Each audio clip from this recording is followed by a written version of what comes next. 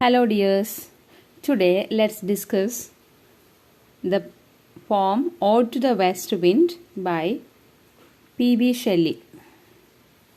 As all of you know, P.B. Shelley is one of the greatest romantics of English literature, and a radical approach or a revolutionary fervor can be seen in his poems. And his critical reception fluctuated during the 20th century, but in recent decades he has achieved increasing critical acclaim for the sweeping momentum of his poetic imagery, his mastery of genres and verse forms. And in his poems we can see a complex interplay of skeptical, idealist and materialist ideas. Okay, and the major works of P.B. Shelley are Ozymandias, Ode to the West Wind, To a Skylark, The Mask of Anarchy, and a verse drama, The Cenci, Prometheus Unbound, etc. Then let's go to the poem Ode to the West Wind. Ode to the West Wind is an ode as per the title, and it was published in the year it was written in the year 1819 and published in the year 1820. Okay.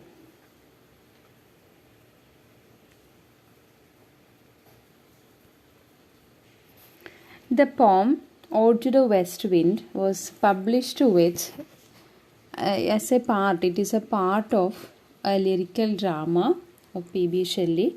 It is Prometheus Unbound. Okay, Prometheus Unbound. Prometheus Unbound is a verse drama, and Ode to the West Wind is a part of this verse drama. Okay. It is a lyrical drama in 4 acts.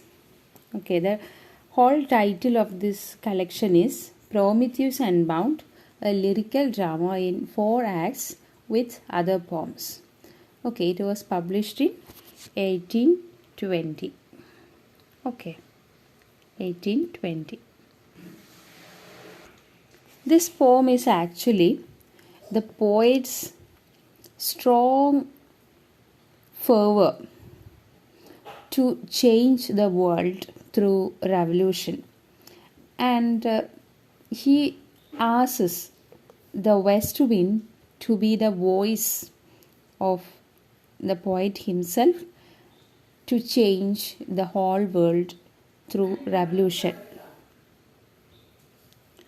And next, this poem is following the Greek tradition of ode. Okay, and ode is a formal public invocation. Normally, ode is a poem addressed to somebody or something. Here, the poet addresses the West Wind. And it can be considered in English tradition, it was treated as a vehicle of expressing the sublime, lofty thoughts of intellectual and spiritual concerns. Okay. And about the structure of this poem, it consists of 5 sections. 5 sections or cantos.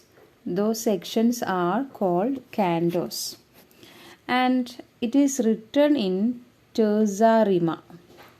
Terza rima.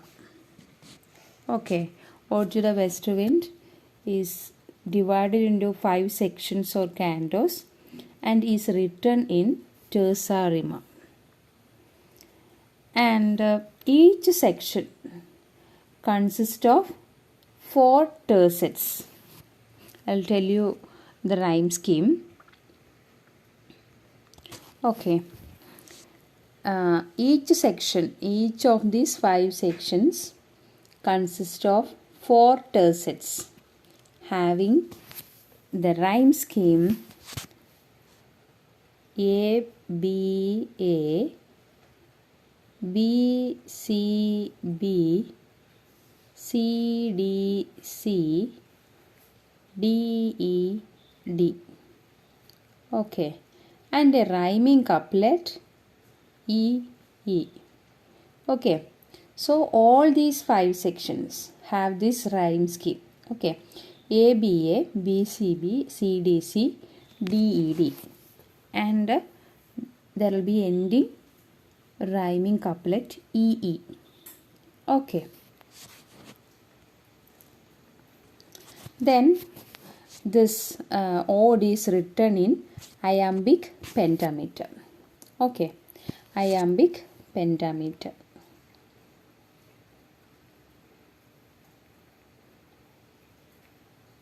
The ode is written in iambic pentameter. Once again, I'll tell you the whole ode is divided into 5 sections or cantos, and it is written in terza rima. Each section has the rhyme scheme A, B, A, B, C, B, C, D, C, D, E, D, and the rhyming couplet E, E. Okay, and it is written in iambic pentameter.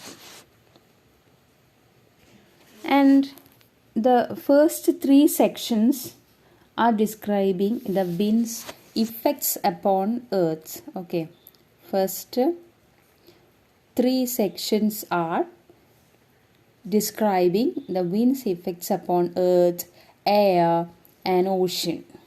Okay, each section is discussing the wind's effect on earth, air, and then ocean. Then the last 2 sections, the poet speaks directly to the wind, asking for its power. Okay, the last 2 sections are about the poet is talking to the wind, and it is asking power to lift him up and make him its companion in its wandering. The poem ends with an optimistic note, which is that if winter comes, can spring be far behind? The most often quoted line of the poem. Even nowadays, people are quoting these lines. It's a very optimistic quote. If winter comes, can spring be far behind? Let's discuss those lines later. So, the first 3 parts about the qualities of the wind, and the ending 2 sections are the invocation. Okay, invocation to what? The west wind. Okay. Okay, let's discuss the poem line by line in detail. Okay. Okay, this is the poem. The first part. O wild west wind, thou breath of autumn's being, thou from those whose unseen presence the leaves dead are driven like ghosts from an enchanted fleeing. Here, the west wind is described as wild and is taken as a breath of autumn's being, breath of autumn season, and it is just like an enchanter or a black magician doing some activities to fly the ghosts from the infected body. And it is flying what? The dead leaves. Dead leaves are driven like ghosts from an enchanter fleeing. The west wind is flying the Dead leaves like an enchanter flying the ghosts from the infected body through chanting mantras. Yellow and black and pain and hectic red, pestilence stricken multitudes, O thou who chariotest to their dark wintry bed. So the leaves are in different colors. Okay. Yellow, black, and pale and hectic red. The leaves are in different colors. And pestilence stricken multitudes. That means pestilence stricken means infected by different types of diseases. Okay. The leaves are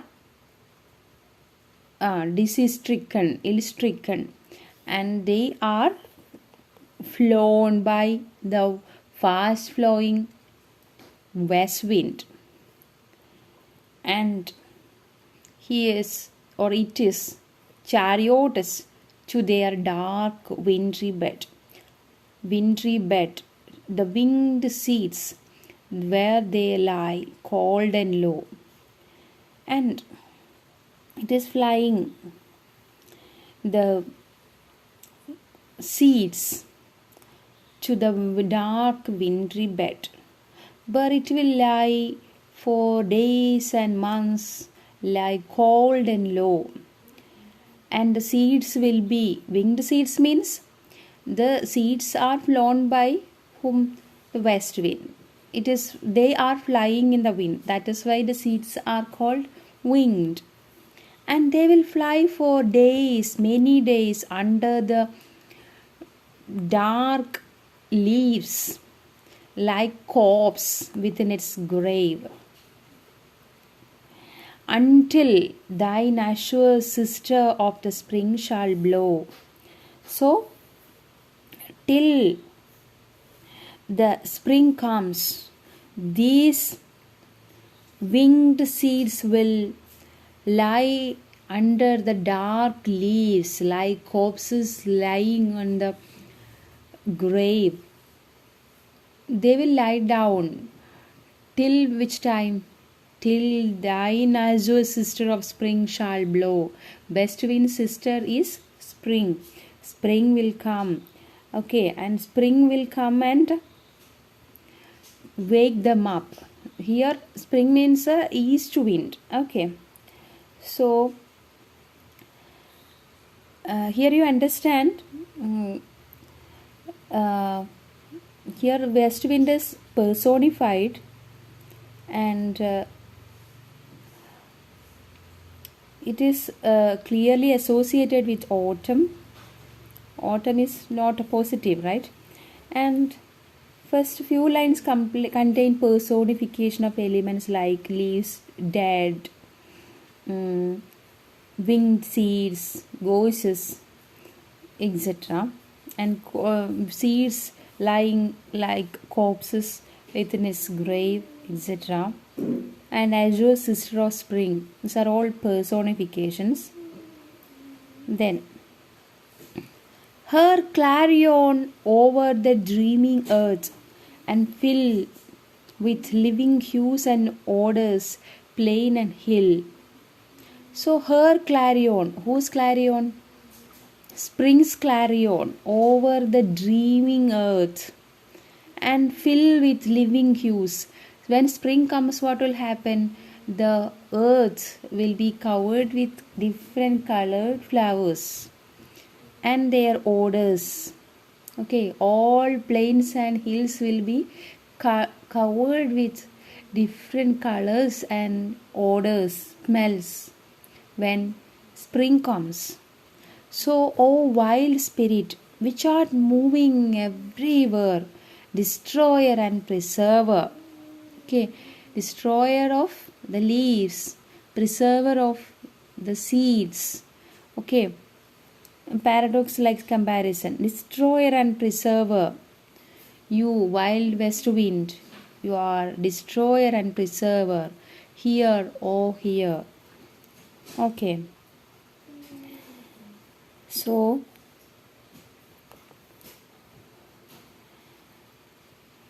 The last line of this canto, the west wind is considered a destroyer because it drives the last signs of life from the trees, means leaves, and a preserver for scattering the seeds which will come to life in the spring. Okay. Then the second canto. Second canto of the poem is much more fluid than the first one. Thou on whose stream, mid the steep sky's commotion, loose clouds like earth's decaying leaves are shed, shook from the tangled boughs of heaven and ocean. Okay, beautiful imagery is conveyed here. Okay, the sky's clouds are like leaves of earth's branches. These clouds are like the tangled boughs of ocean and heaven. Okay, the clouds are moved by the west wind. The clouds are treated like the leaves on the tangled boughs of heaven and ocean. Okay, the second section is talking about the effect of west wind on air. Okay, first is on earth, second is on air. The clouds can be seen, angels of rain and lightning. They are spread on the blue surface of thine airy surge, like the bright hair uplifted from the head of some fierce Maenad.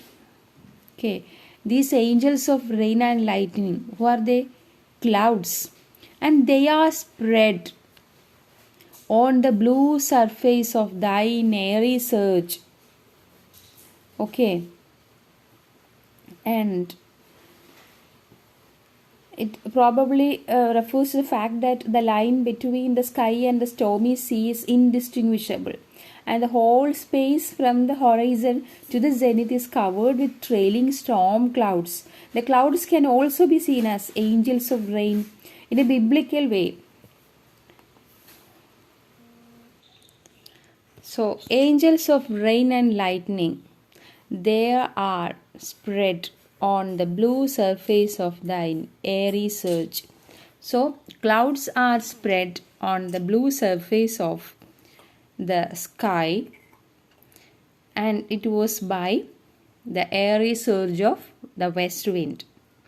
Like the bright hair uplifted from the head of some fierce Maenad, even from the dim verge of the horizon to the sun's height, the locks of the approaching storm. So, the clouds are compared to the bright hair uplifted from the head of some fierce Maenad. Okay.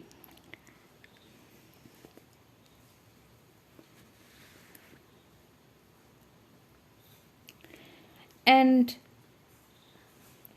here two things are at one. First, here's a dirge of thou, dirge of the dying year. And second, as the tumult whose prediction is decisive, a prophet who does not only bring back black rain and fire and hail, but who will burst it. The locks of the approaching storm are the messengers of the bursting the clouds. Okay.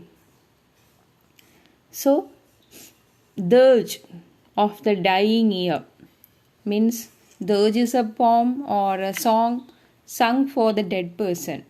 Here for the year.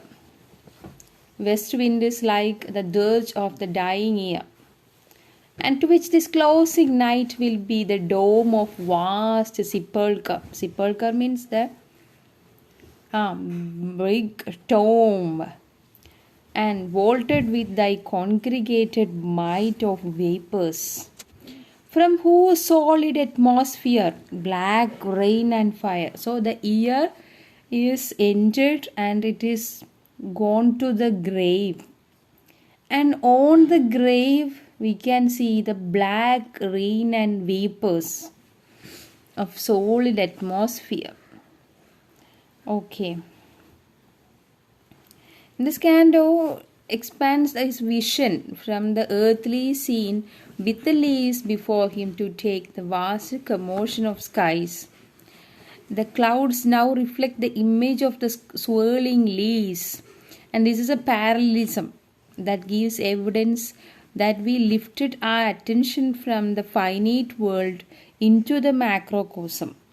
The clouds can be compared with the leaves, but the clouds are more unstable and bigger than the leaves, and they can be seen as messengers of rain and lightning, as well as mentioned above.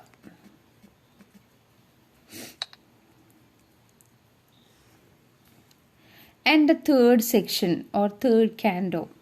Thou who didst waken from his summer dreams, the blue Mediterranean, where he lay, lulled by the coil of his crystalline streams.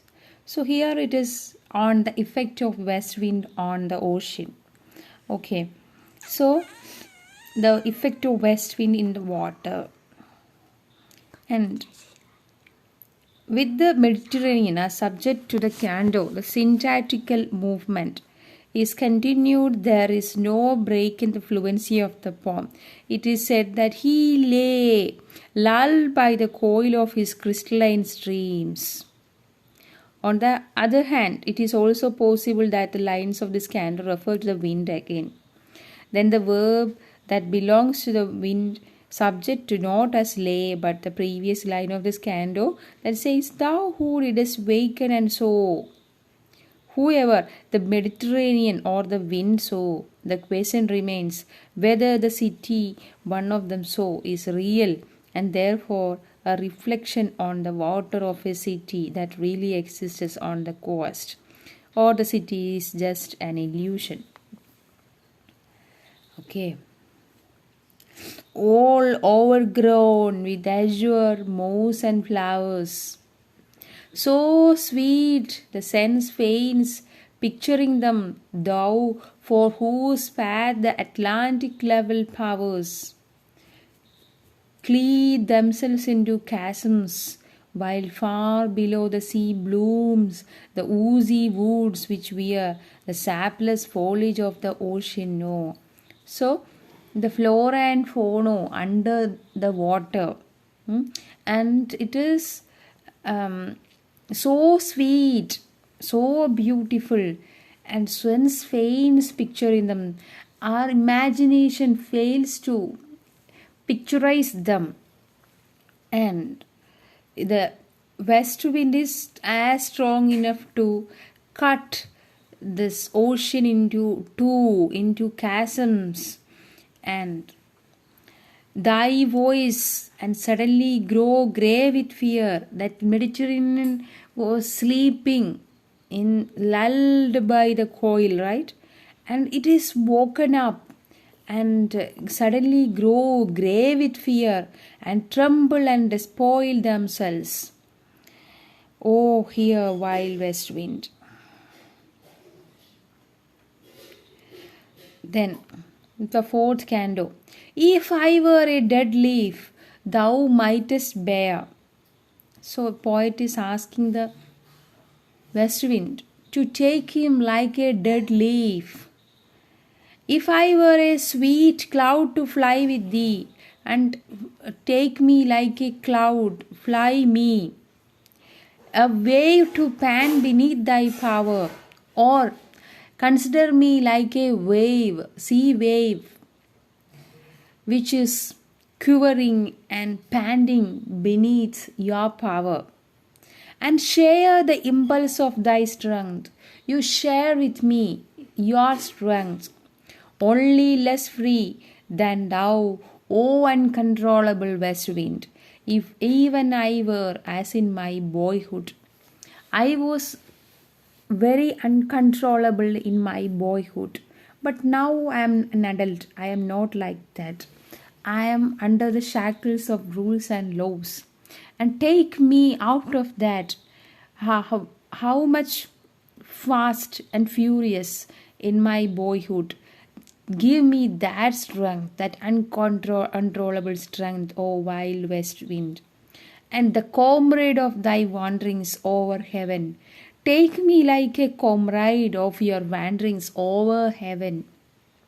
As then, when to outstrip thy sky's speed, scarce seemed a vision I would never have striven. So you have to take me to the other part of heaven in your wanderings and outstrip the sky's speed, and thus with thee in prayer in my sore need. So I would have never striven like you. Okay, and every time I am in the miseries of human life and I am bleeding, I fall upon the thorns of life and I bleed. Take me away from all the shackles and miseries of human life. So, he wants to go to the heaven with the west wind. O heavy weight of ours has chained and bored one too like thee, tameless and swift and proud. I want to be like you. I don't want to be controlled by the earthly powers. I want to be like you, tameless, swift, and proud. The last canto. Make me thy lyre. Lyre is a musical instrument. Make me thy lyre, even as the forest is. How you are considering or treating the forest as a lyre, the bearer of your sound, may take me instead of forest. What if my leaves are falling like its own, the tumult of thy mighty harmonies? Under your tumult, swiftness, and harmony, my leaves are shedded,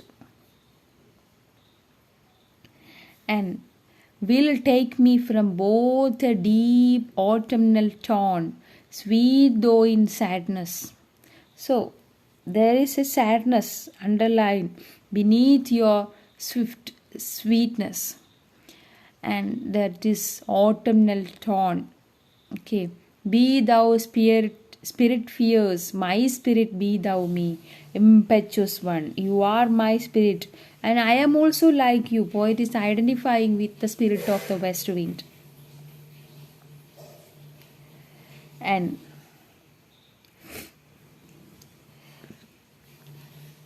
it is a kind of prayer, and he wants him to be his spirit.